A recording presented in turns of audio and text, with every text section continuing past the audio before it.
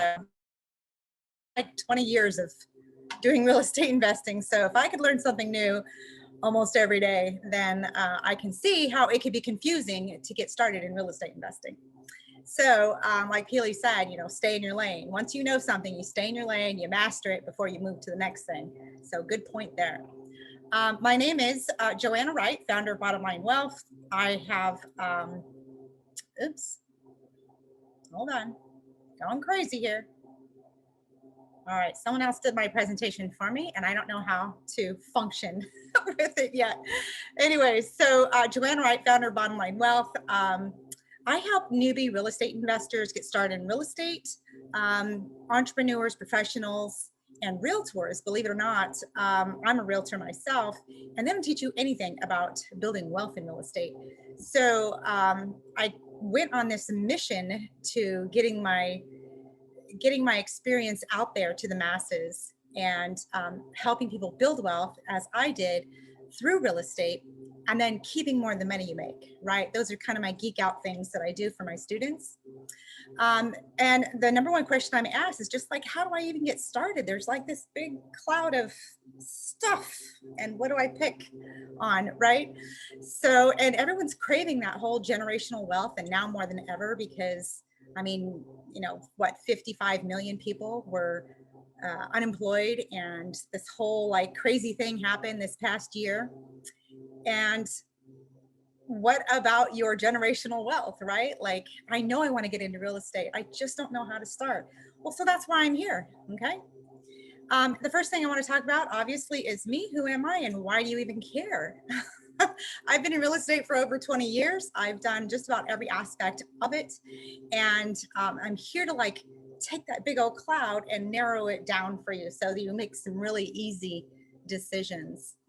And I even speak with some experienced investors that have been doing just like kind of on the side. They have like 10 or 15 units, and they don't even have that all the ins and outs of the real estate investing world. So again, there's a lot to learn, and I'm going to simplify it for you today. Some of my values are the 4 agreements. I don't know if you know that book, but it's always about being impeccable with your word, never taking anything personally, never make assumptions, and always do your best. And this is what I ask my students, right? This is the only thing I ask of them, is to always do their best. And something that Peely was talking about was, always speak to people about what's going on, have a conversation, right? And always do your best, being a good steward of money. Such a good point there. Such a good point. This is my wacky family here, my kids, my husband, my 3 dogs, and some of the real estate that I've done across the nation. I do hold real deal tours, showing people the numbers, making them understand like how I acquired it, what were the repairs, how did I figure all that out? And then of course, what is the profit? What happened with all of that? So very detailed in helping them understand how real estate works and how it could work for them. So some of the things we're going to cover here in this little mini session is my weird 5-step system that I created. It's pretty simple, and we'll have a little fun with that. But it can get you started, like literally today. Once you like follow these steps, you'd be like, okay, now I know what to do, right? And then you just take that step. And then how to find deals in today's market. That's another like one of the top 5 questions I get. Well, I don't have any deals where I'm at, Joanna. Well, there's deals everywhere, and I'll show you. Okay. And then how to fast track your retirement plan. I'm not going to spend a whole lot of time on that, but that's something that is like your next step of, now you know what you want to do in real estate, and this is how you're going to get there to do your retirement, right? So real estate should be a great retirement vehicle for you so that you can go follow your passions and do what you want to do. You don't have to wait till you're a certain age to retire. I'll give you an example. One of my students came to me 23 years old and didn't know anything, had lots of things to learn, had no idea. They wanted to buy their dream home, and that was it. And I'm like, no, let me tell you something about real estate investing. And I'm so glad I talked them out of their dream home, because they've been able to create multiple properties across the nation as well, following my tracks, and creating the cash flow they need to quit their jobs and retire at 28 years old. So listen up, okay? One of the very first steps of my system is basically choosing your exit strategy. Okay, it's super simple to figure out, and we're going to just dive right into that. And I just want a little buffer side note to say, almost everyone you talk to out there says, go set up your LLC, go get a website, do business cards. And to me, that's getting ready to get ready. I want you to dive into property today, right? I want you to dive into property today. And you don't need a business card to do it. You don't need an LLC to do it. That's advanced strategy. Once you actually start to make a business out of this, that's something you're really going to want, so that you will be protected, your properties will be protected, and you'll be in the right form to do business. Okay, but not to start. So don't overwhelm yourself with that. So these are the 4 different exit strategies that you can do in real estate: wholesale, fix and flip, buy and hold, and money lending. Now, wholesale, for some of you that don't know, is buying at a discount and selling at a discount to a fix and flipper that has this nice margin that they're going to get. Could be a fix and flipper, or it could be a landlord. To an end buyer is basically what it's going to be, right?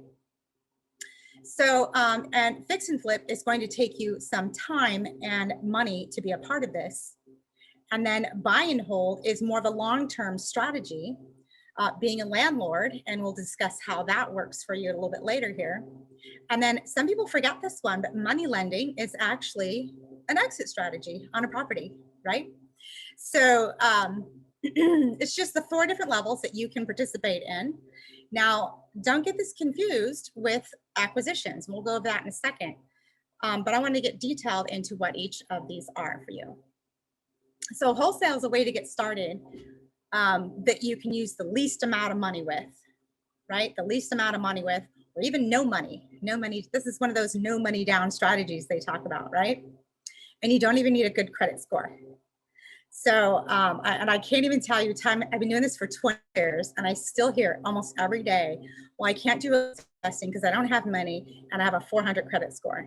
So that's why I keep this back on the table to make sure you guys understand that that's not what you need. I know we have a lot of really advanced people on this line right now, but we also have some really newbies here that really want to know, like, I want to dive in and I want to do this now. This is a way for you to do it, okay? And to leverage those realtors that Alice was talking about, right? So fix and flip is something that you're going to need some money with and some time with. So you see how I'm tracking here about money and time? So track with me here. Wholesale takes a lot of time, right? A lot of research stuff, and it takes very little money to none, okay? Fix and flip takes kind of like, a little bit more time, and then money that you got to have aside to that, or joint venture with, okay? And then buy and hold, then obviously that's more money and the least amount of time. Like, you could just call up a realtor and say, hey, I want to buy a house. They find you when you close on it, you're done, right? It could be that easy. So not much time involved in that one. And then money lending has the least amount of time involved. Even as Peely was saying, like, they're calling you to say, hey, I got this deal. You're like, okay, I think I'll invest in it, right? And then you put your money towards it. So that's the least amount of time, but a lot, full blown money, right? So you got to choose that scale between time and money in figuring that out. This is kind of what it looks like, right? If you're going to do wholesale, a little bit of money, right? But the time block is a little bit more. So this gives you a little bit of structure to understand how this works, right? So one of my students in Martinez, California did a, this is where my creative juices come from, right? Did a wholesale fix and flip, or wholesale, who's held it in a subject to, and then flipped it and got paid twice on the deal. Like, so you can like mix this stuff up, and he didn't put any money out of his own pocket, and he made $11,000. So there's ways to like get creative with these. And that's what brings out that bad scientist in me, that you can be so creative with real estate. There isn't just one way to do it, right? As you can see with all the multiple speakers we have a ton of ways to do real estate investing. So again, these 4 exit strategies are not to be confused with Acquisition strategies. Those are like, how am I going to buy it? I want to buy it as a short-term rental. I want to get it as I'm buying a short sale, right? It's listed as a short sale. A subject to lease options, the BRRRR strategy, like that's how you want to acquire it, right? But basically the BRRRR strategy is a buy and hold strategy. Lease option is a buy and hold strategy, right? That you can actually do a short-term one and make it like a wholesale, like a, short-term. So there's, again, all these creative ways I won't get into today, but I just want you to understand to simply choose out of the 4 today, okay? And the way to really hit it home on how to choose is if you want to be an active investor or a passive investor. So if you're wanting to be active and you have the time, I know a lot of us have become at-home teachers and daycares for our children, where we didn't normally have that and we had the time to do stuff. And now our time has been crunched. So you've had to kind of adjust a little bit. Maybe you want to be more of a passive investor right now, right? There's still ways to do that creatively. You don't have to have a ton of money to do that. Okay. So how you want to address where you're starting is to always look at the person in front of you. You're never going to be that person that you were once you start in real estate investing. So you have today what you're making a choice, and who do you want to be in your future, right? Do you want to be a buy and hold person? Do you want to be just this massive fix and flip person? I have students that have made businesses out of being a wholesale investor. So choose that long-term person and have that in mind as you move forward.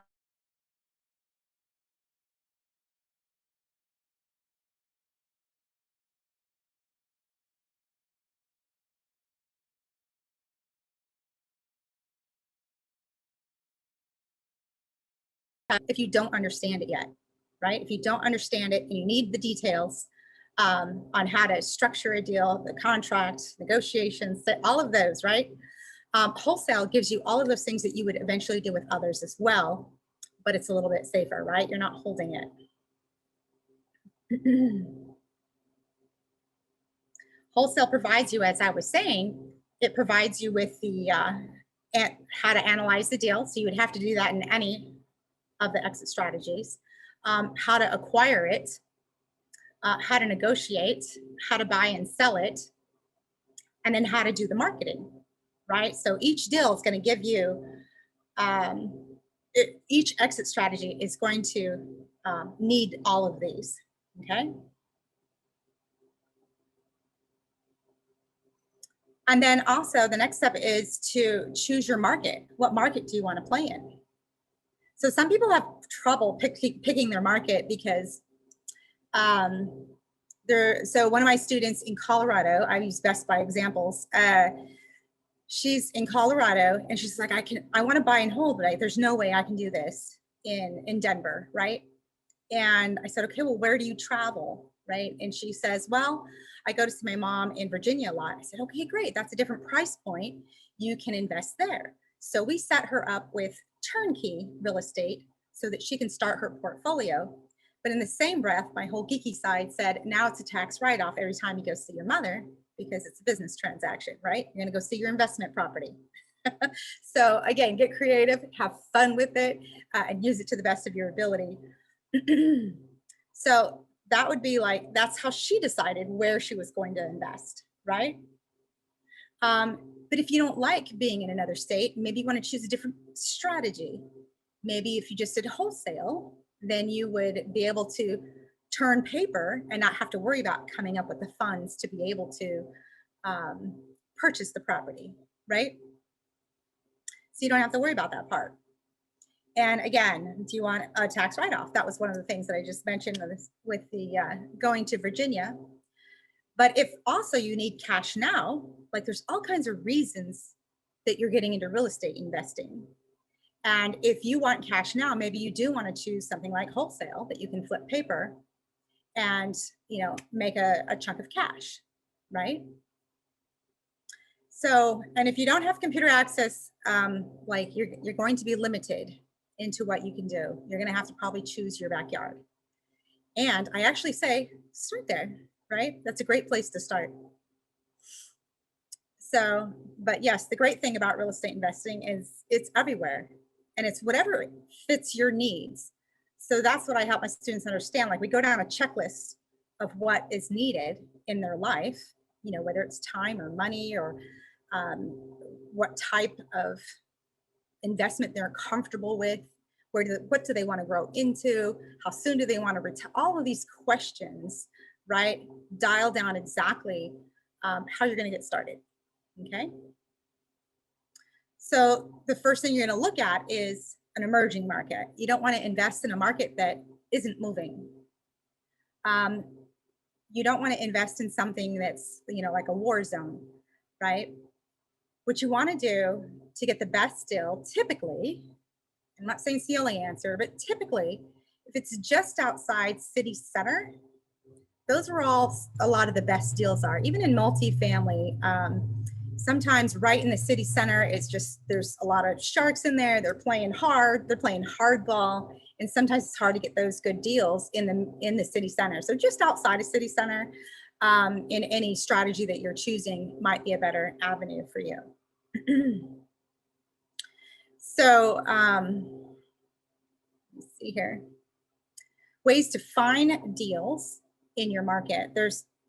I don't care what market you're in, there's a deal there somewhere, right? And we're going to find it. And I'm going to show you how. All right. So the key is to find a motivated seller. So motivated sellers can consist of multiple ways. But what you don't want is you don't want turnkey properties. Okay. You don't want, typically, if you're trying to do wholesale, a turnkey property is not going to work because you need a margin that's going to fix it up and bring value to it and make it a higher value when they're done. Okay. So you need something that you can add value to. If you're solving challenges, you're getting the best deal. If there's no challenge, then there's no deal. Okay. So who is a motivated seller? Well, right now, disgruntled landlords are going to be, the tsunami's coming of a bunch of disgruntled landlords that didn't have actions in place, didn't have the education, didn't have the preparation to be able to handle this thing called COVID that happened this past year, right? So getting set up for anything that happens in the world is what's key. And just like in 2008, everybody lost everything because nobody was prepared for what happened. So getting that preparedness is what's important. And listening to, and even if we didn't have COVID, there's always disgruntled landlords because they get into something that they didn't realize took so much of their time and effort. Okay. Probate is another one that I did a lot of over in California. I'm now in Pennsylvania. I just moved over here. And probate is, I suggest you're somebody that has a heart. Of course, with all motivated sellers, they're all going through something traumatic, right? And I like to make it a win-win for everybody so that you get referrals all the time and they're thankful and they're grateful for you helping them. And probate brings out some of the craziest people out of the woodworks because they want their cut. They want, their aunt died and now this long lost cousin's coming out going, I want my share of the inheritance, right? So it can get crazy and having to wait through that whole court system. But getting that tied up and communicating with them and having resources is pretty key for doing probate. Relocation is another. A student of mine here in Pennsylvania, she works in the ER at Geisinger, and her nurse friend had to run to Florida, and she had just bought a house the year before.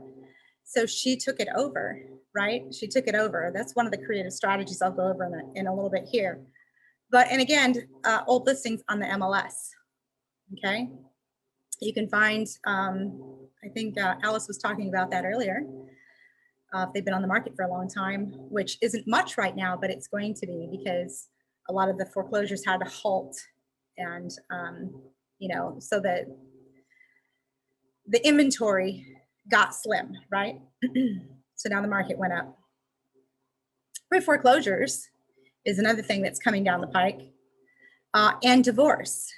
Listening to people that are getting divorced, or hanging out with attorneys that know divorce, probate, and tenant law would be some of the ways that you can get a hold of property, because they're always looking for people to help them with the property side of it. Okay. So again, if you're solving challenges, you're getting the best deal. If there's no challenge, there's no deal.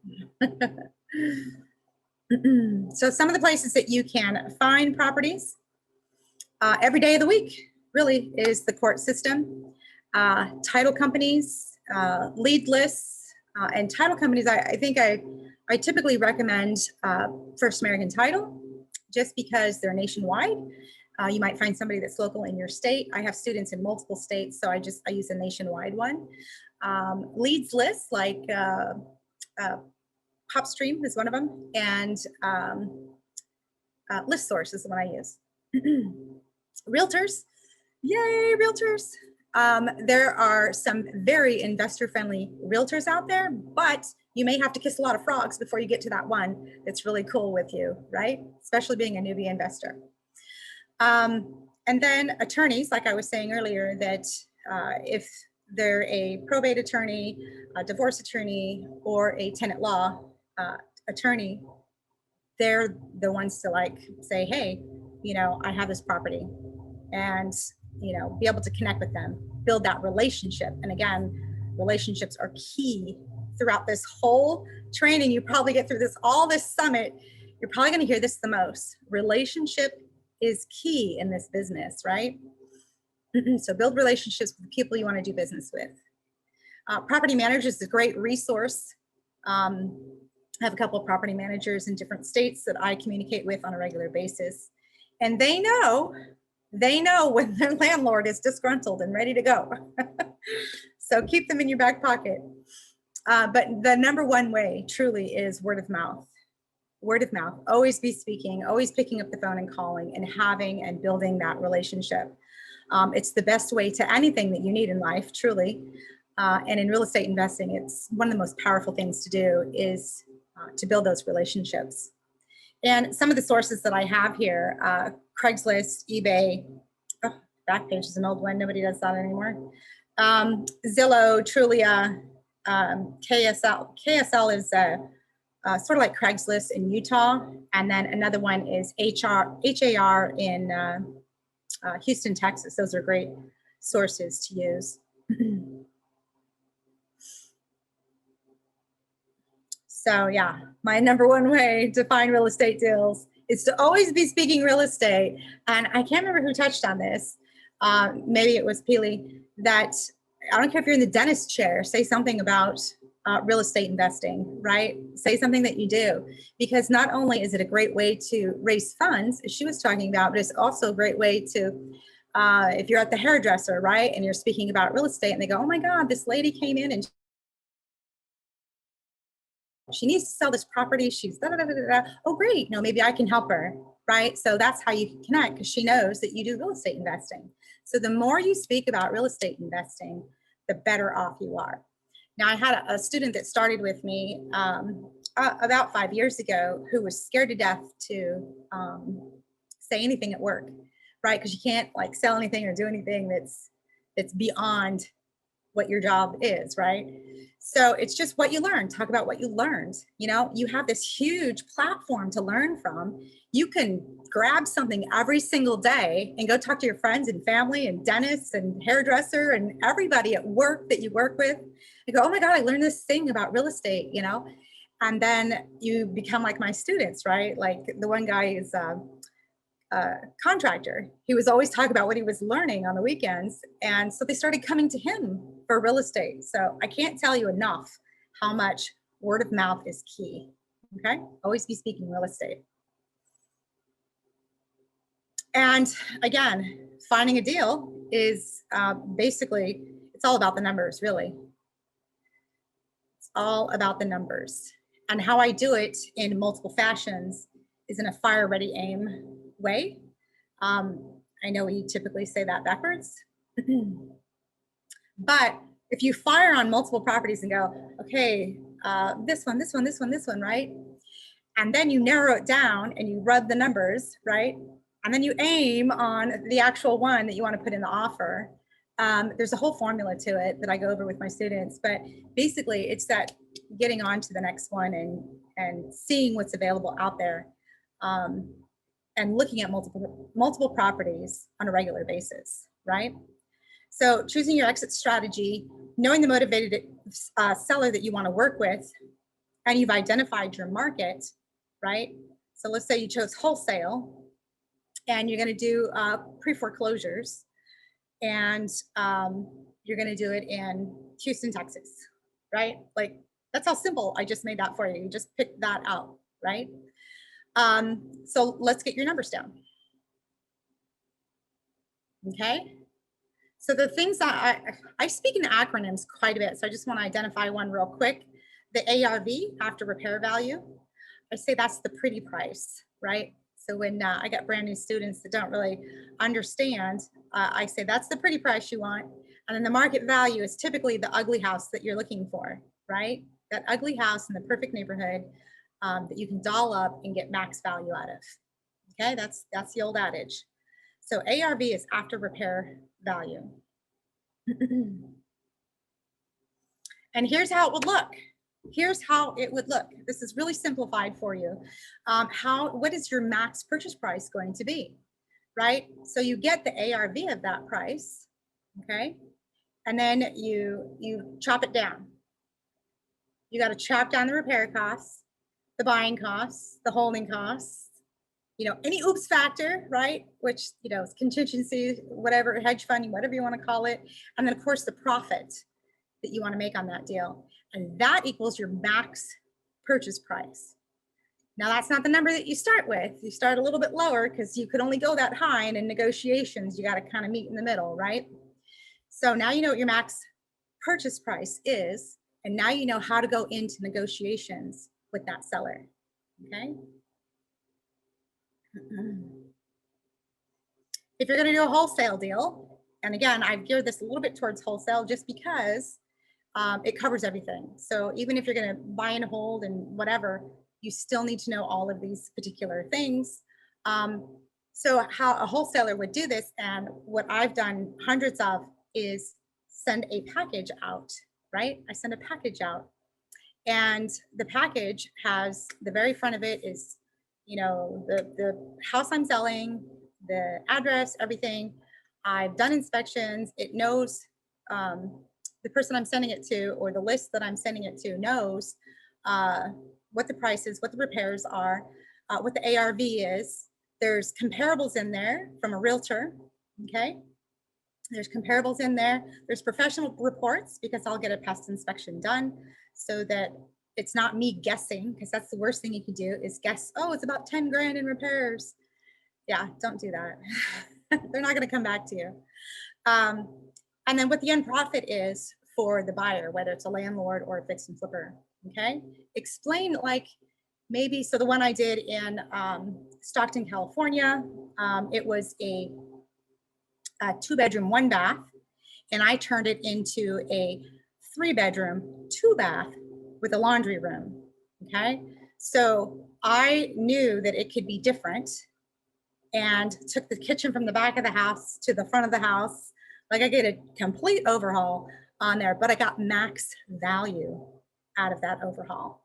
So explain something like that. So if the area is calling for more 3-2s, and then that's maybe an option to do.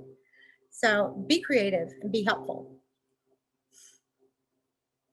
So my bottom line is, and this is why I'm bottom line wealth, is because I'm always saying this is bottom line, that deals are just not found, they're created. So this is what wholesalers tend to do a lot of, is they can't get it low enough to the max purchase price, so they throw it away. So the creative side of me is, what can we do? What would be a win-win for this situation? So when you bring the story out of the seller, then you know how to position it, right? The way I do this gets the deal 89% of the time. I'm serious, because I'm not just using one strategy. When you know the story, you win sooner and more often than other investors. You're not leaving money on the table. So making it a win-win is not necessarily 50-50. Making it a win-win is getting rid of the seller's headache and it's still profitable to you. Okay, that's the win-win. They're grateful that you got rid of their headache and you still made a good deal. Okay, it happens on a regular basis. Doing it right now, just down the street. So let me see here. Some creative ways, I kind of tapped on it for just a little bit there, but some creative ways is to joint venture. Now, again, that student I had in Martinez, California, he was trying to be a wholesaler for the longest time. He finally got a deal together, right? And the seller said, I just want out of the deal. And so he took it over subject to. And then he wanted to learn how to fix and flip. Remember, I said, be your future self. Look into the future, who you want to be. So he got the property. He's now taking it over subject to. And he got a joint venture with a fix and flipper and was able to flip the property with them. So he got paid on two ends of the deal, making $11,000. So that's what I mean about being creative and not always having to have money or a good credit. It's getting the deal, having a good deal. You have the story. This is how the story can work. And these are the team members that I need to make it all happen, right? A joint venture is one of them. Taking over subject to, that was one of the things that he did, subject to the existing loan. And seller financing is another beautiful way to get started in real estate investing when not having very much money to move forward.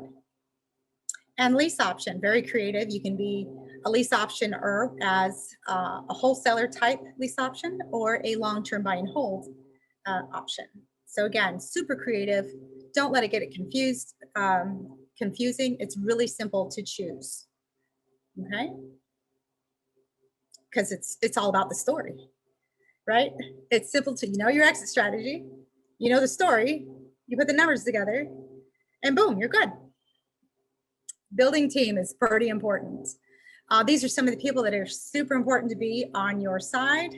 And I can go into these left and right, like why you would want them in your corner by your side.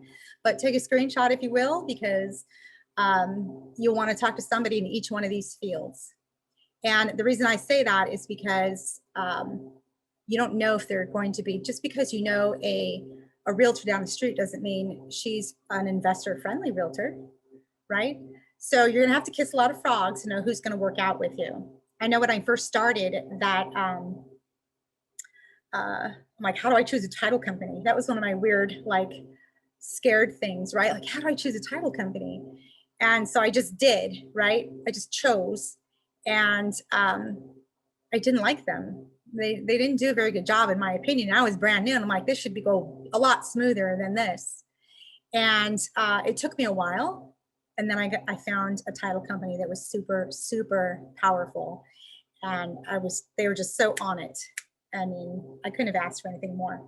So once you get that good person, you really know to keep them and treat them right, right? And follow up with them regularly. So funding, getting your deal funded, that is, so I have investors reach out to me a lot of the times. They're like, hey, well, I got this great deal and I bought it, but I don't have the funds to rehab it. And I'm like, oh, I hear this so often. They take out their whole 401k plan and dump it into a property and they can't touch it. It's sitting there. You're like, now what? But it was a good deal, they tell me. So funding your property is something you should think about prior to actually getting into it, and the rehab part of it. So real estate is a team sport. Having a lender in your pocket is key, and it could be traditional lending. So some investors start out with traditional financing. Arnold Schwarzenegger did that. He actually borrowed $5,000. You guys know who Arnold Schwarzenegger is, right? He borrowed $5,000. He came to America with very little money. All he wanted to do was work out on Venice Beach. and he needed a place to live. So he borrowed $5,000. He got a sixplex. He moved into door number 6. He used the cash flow from the property to be able to go sit on the beach and work out and follow his dreams. So pretty powerful story.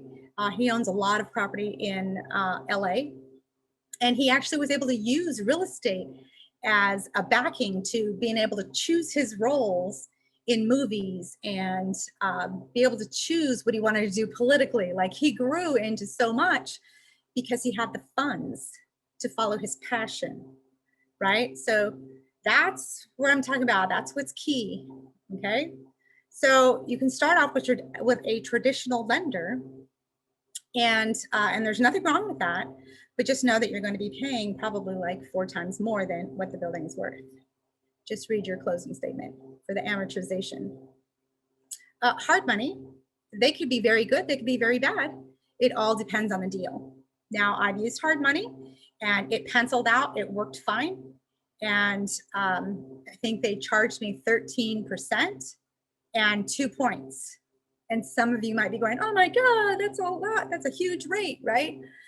Well, let me tell you, the property was listed for 95. I got it for 75, and I only needed a loan for 50. So 13% on 50 grand, I really didn't need to worry about that. It penciled out just fine. It was paid off and no problem. So hard money can work in some places, and it can even work for short term, right? If you just need to do something really short term, you know, understand how hard money works is like probably a whole nother class, but understand their terms. It could be a 6-month prepay or a 3-year prepay. So make sure what you're looking at, and if it pencils out.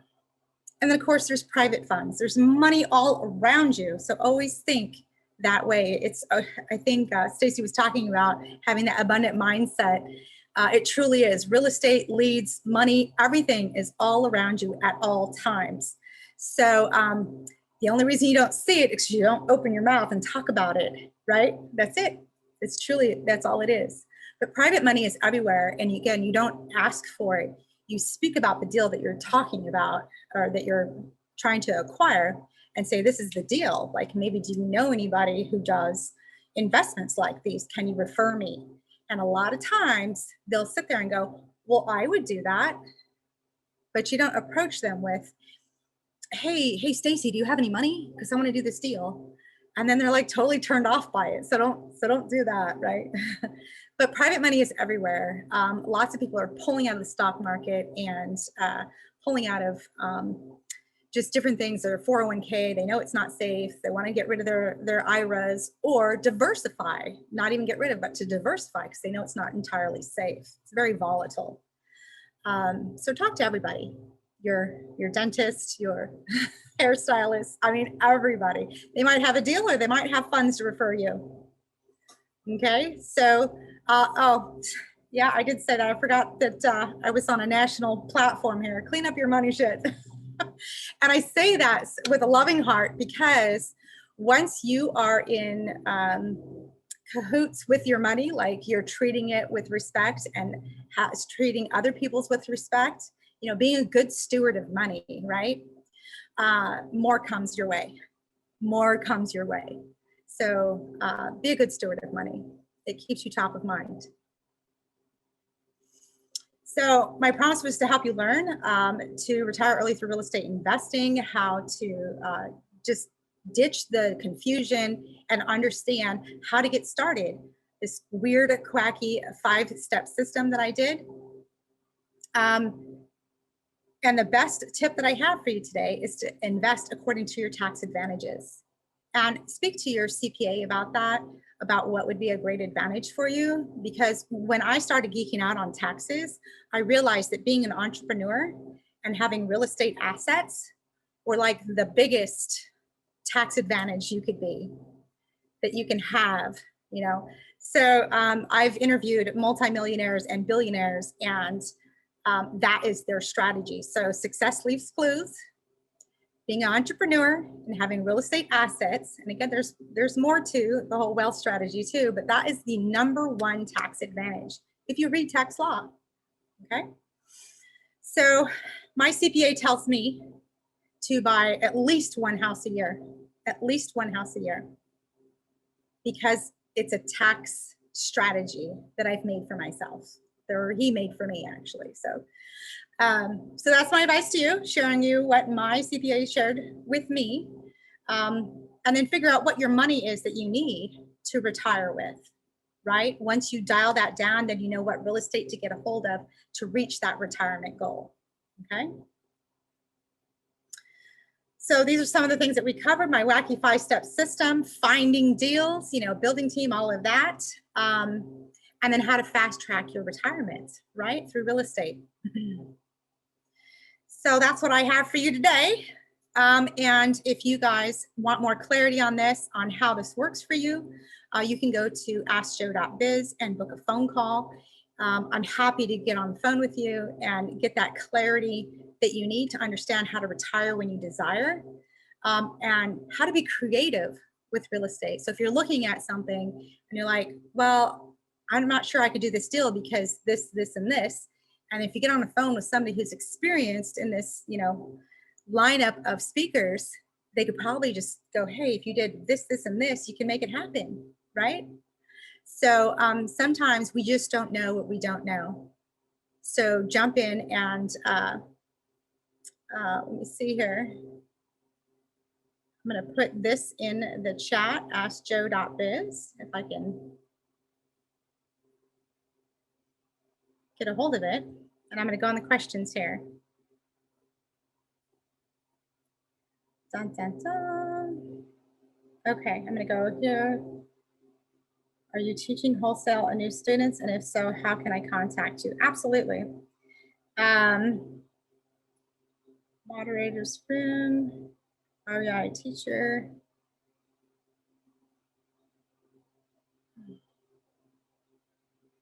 Last thing, do you want me to jump on at the beginning of the event tomorrow? Oh, you guys are talking. Oh, sorry. Here, let me help you get some questions. Hang on. Put the questions into the chat for her so we can go through the questions together. If you have any questions, I think I saw a couple. So let me just scroll through and try to find them. I got my calendar there for a clarity call. Yeah, so I think that was a very good step-by-step process there on how to get started with real estate investing. Yeah. So, all the newbies should just rewatch that again, I think. That's exactly what you should be doing. Exactly. Well, and that was the thing I did. I created this retire program, and people were attracted to it. Of course, they want to hit that general. How do I get started? And I'm like, oh, okay. So, I mean, it was just something that came out of demand, on how to get started. So I just narrowed it down really simply for them. So thank you for that. Well, somebody asked, what is the name of the title company that you mentioned? Oh, First American Title. Yeah, that's like the typical, that's like the big one. Chicago, First American Title. I have nationwide students, so it's easy to just use that everywhere. Yeah, and just remember for some people you close with an attorney. Like in Georgia, we close with attorneys, not title companies. Yeah, we're an attorney state over here in Pennsylvania. In California, it was just title and escrow in one company. You didn't need an attorney. So yeah, definitely. Good point, Stacy. Good.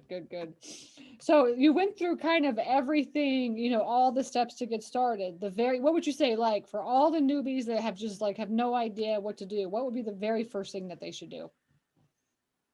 The very first thing would be to choose their exit strategy.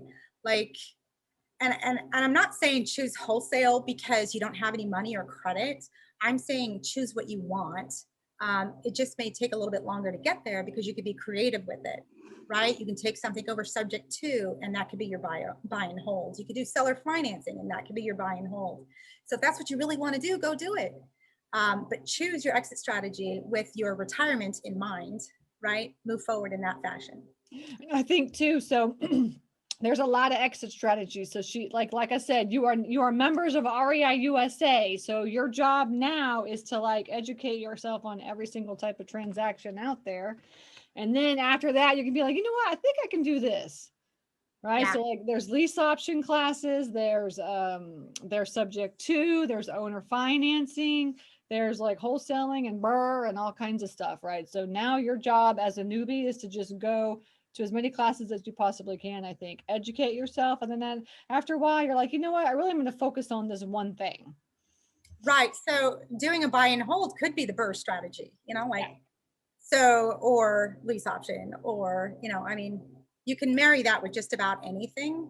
So that's why I simplify it into just the four. So they're like, okay, I'm going to focus on wholesale. And some people, like I have a student in New Jersey, she's like, I just want to fix and flip. I love the transformation. Like, that's what she wants to do. Great. Yeah. Go do it. Yeah, So exactly. yeah. Yeah. Yeah, and we have on Fridays, Mike Watkins. He's our wholesaling coach for REI USA. So if anybody wants to learn how to wholesale, highly recommend that you're going to his Friday classes. And then also in the members portal under courses, there's a free wholesaling course there. So if you're interested in learning how to wholesale, I always tell my students too, is like, you really need to learn how to wholesale, because wholesaling is kind of like the foundation of every single type of transaction out there. And then what happens is if you come across something that you don't want, you can just wholesale it. Just wholesale it. Just Yeah. wholesale that sucker. Yes. Exactly. Awesome. Yeah, you have to do all the same things. You still have to market, negotiate, and figure out the numbers. And yeah, might as well. It's the safest way to go wholesale. Yeah. Yeah, exactly. And then I'm the type of person too, like I'll have something that comes across my plate, and then I'm like, should I wholesale this or should I just keep it for myself? And Yeah. I end up just keeping it for myself. So that's actually what I did a lot of, Stacy. I've done hundreds of transactions and I would get them all in together. I mean, I had stacks like this of like the offers I made out there, right? Yeah. And then I would just, you choose that one. You're like, okay, I could keep this one. Yes. So yeah. Exactly. Right. It's Yes. fun. Yes, exactly. Okay. Somebody's asking, what's your best source for a list? Seller Get list. lists. Uh-huh. So the reason my best question to you would be, do you want a paid list or do you need them to be free? So a lot of people, when they're looking for motivated sellers, they hear about these yellow letter things. And so they're like, oh, I'm going to try that. And they do a mailer and nothing happens. And then they're upset. Well, it's kind of an advanced strategy. I know it seems simple, but it is an advanced strategy. You got to spend like 10 grand a month on that to really get that return on that one deal. You have to spend some money on that because most everyone just throws them in the garbage. So you could use paid sources like listsource.com or PopStream, or if you need them for free, you can go to the court, right? Or next to nothing, like a $5 or $7 fee. You can get lists of people with certain mortgages or in certain zip codes, or, and that's, again, call the title company and ask them, hey, I'm a new real estate investor. How can I, best utilize you? And they'll set you up. Right. Yeah. And just keep in mind, you get what you pay for. Exactly. Right. Yeah. So essentially, like, you don't pay anything for a list, well, then it might be a crappy list. Now, if you go down to like the courthouse, like she says, like some people, they just go to the courthouse and they pull the leads. Those are actually really good leads. But the thing is that that takes a lot of time to go out and do, right? So it's really like, it's not really money, but it's time, because you'll go down there for like 3 or 4 hours and get like 20 names and that's it, And that's why this whole thing is based off of time and money. So if you have all the time in the world, go for it. If you don't, leverage yourself and do it this way. Like this is how you choose, right? That's what I tell my students, is like, if you have a full-time job, you should not be going down to the courthouse and pulling leads. You need to be buying a list, like a good list, and then fulfilling it with a fulfillment company. And then all you do is answer the phone calls. Exactly. If you want to do this full time and you're like, oh, I'm all in 24/7, then you can go down to the courthouse and pull leads if you want to do that. Yeah. Okay. Lots of options. Yes. Okay. Somebody asked about skip tracing. Who do you use for skip tracing?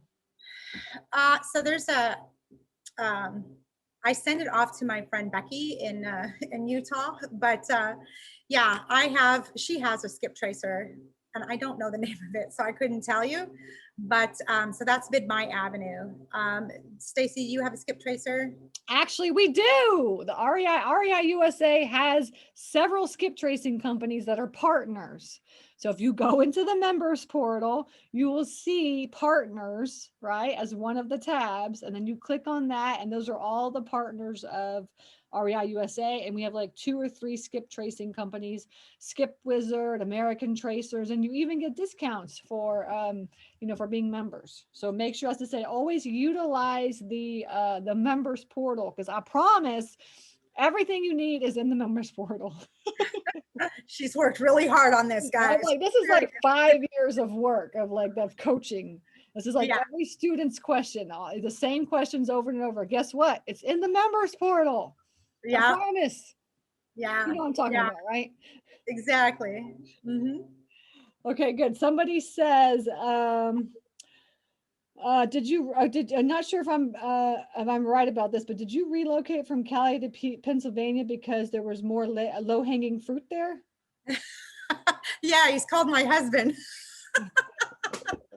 He made you move or what? Yeah, so we met in California and he was out on a job and he was only supposed to be there for a year. He was there for 4 years. And he's like, I got to get back to the house. So I'm like, okay, well, I do real estate. I can do it from anywhere.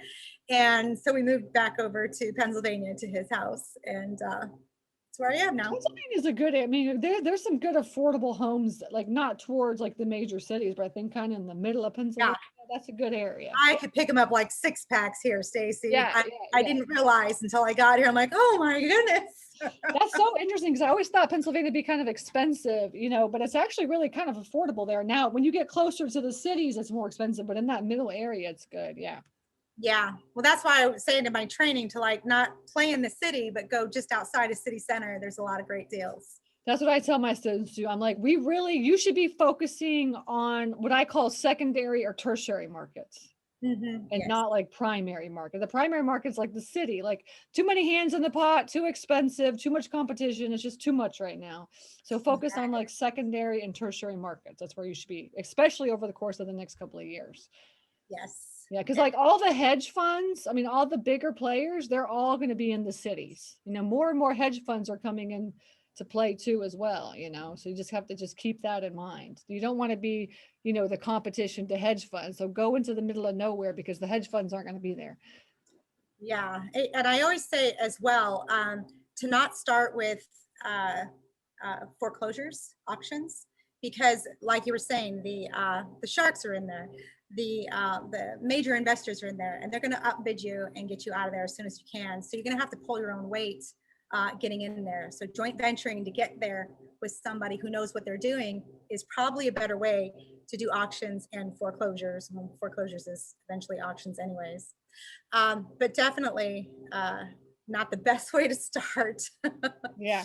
Well, especially now, because there's so much competition. And I always tell my students, like, you should be going like exactly what you said, just go directly to the seller.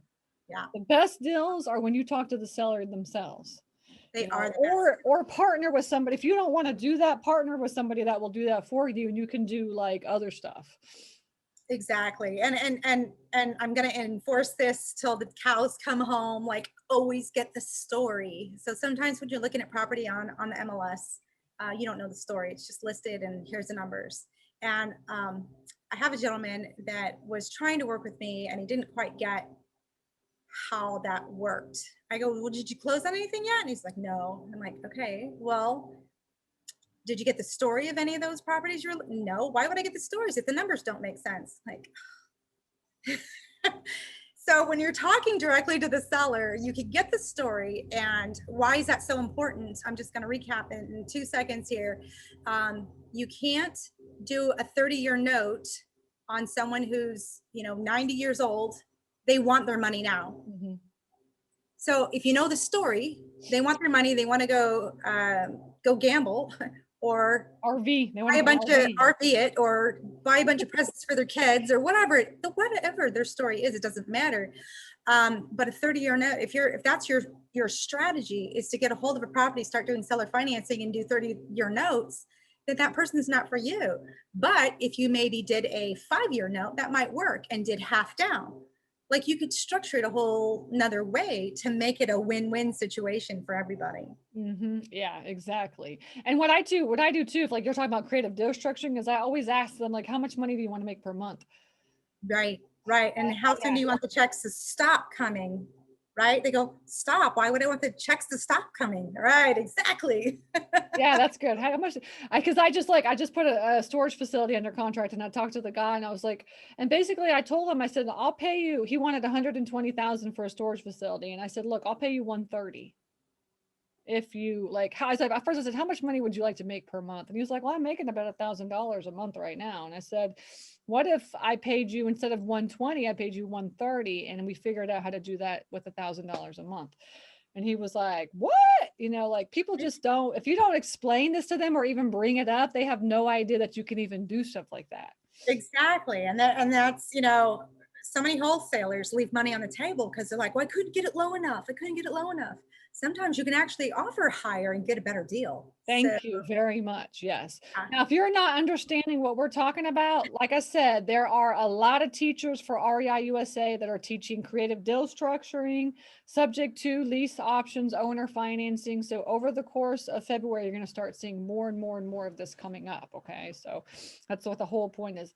That's the whole point of it. So, but yeah, definitely what Joanna is talking about is what you should be focusing on. Like everything that she talked about for the entire presentation is what you should be learning about over the course of the next 6 months, I think, because it'll prepare you for what's going to come in the next, by the end of the year, right? Yeah, absolutely. Absolutely. Yeah. The tsunami's coming.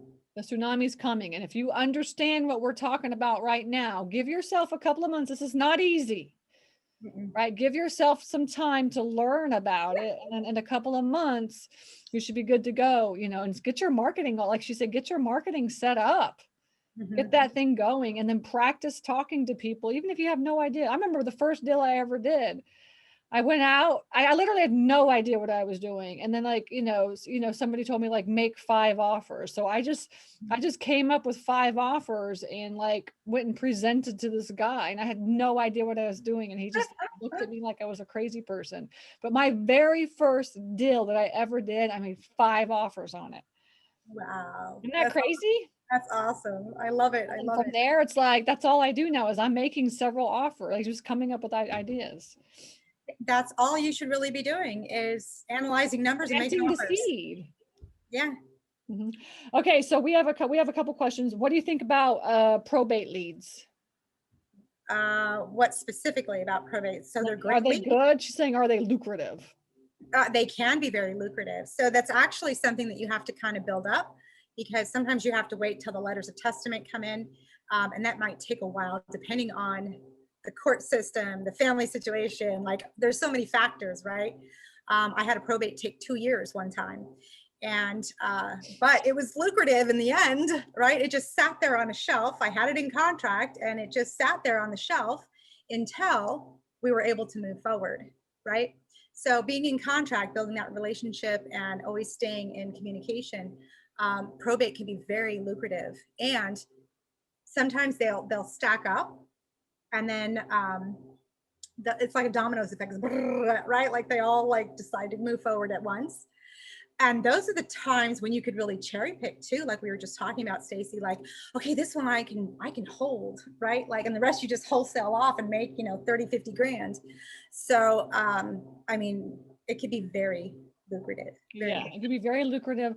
And, so I highly recommend you need to just like, when we talk about leads, like you need to be trying to get every type of lead, because the truth is like, you don't know what's going to come across your plate, and probate could take 3 to 6 months to close those deals. Right. That's one marketing strategy. Like she said, you have to be doing a lot of marketing, different marketing strategies, because who knows when those are going to close. It's kind of like a rehab. Like you never know when it's truly going to close, right? So just have a whole bunch of them. Yeah. Exactly. Okay, one final question. It says, question about the MLS. You're saying call active listings and get stories from owners. Don't talk to the realtor, or expired or other types of listings on MLS. Did you say so that? Always if it's listed on the MLS, then you actually have to talk with the realtor. So you can't like sidestep that, or get a realtor to call that realtor, whatever you want to do. But you never cut out the realtor if it's listed. So I'm not sure where that came from. But what I was saying about the MLS is, so in your market, if if the typical days on market is 30 days, you might want to look at 90 days and out if there's some there, right? So that was a typical way of doing it. This past year kind of was a little bit different. A lot of stuff has gone short term on the market, right? So all those days on market have changed. And then, you know, if your days on market are like 52 days, right, then you got to go out even further for how long? Maybe, you know, 8 months they've been on the market. And then the ones that are dropping out, I believe Alex talked about that, when they drop out, tracking those, they would be more of a motivated seller, because they don't want to, they're getting ready to move, they're getting ready to do something, and, you know, it dropped out for some reason, the buyer didn't perform, and now they need a buyer right away. So I think I got some interference here. I'm not sure what that is. Yeah, you're breaking up just a little bit, but it's okay. We understood. Awesome. Well, thank you so much for coming and hanging out and sharing your expertise with us. Yeah, I had fun. Okay, cool. Everybody, everybody has your contact information, all the stuff there. So if y'all have any questions, you can always contact her. Okay, cool. Awesome. Thank you so much. Thanks. Bye. And here, I'll take you, let me unpin you so you get off, and then we do this. Okay, good.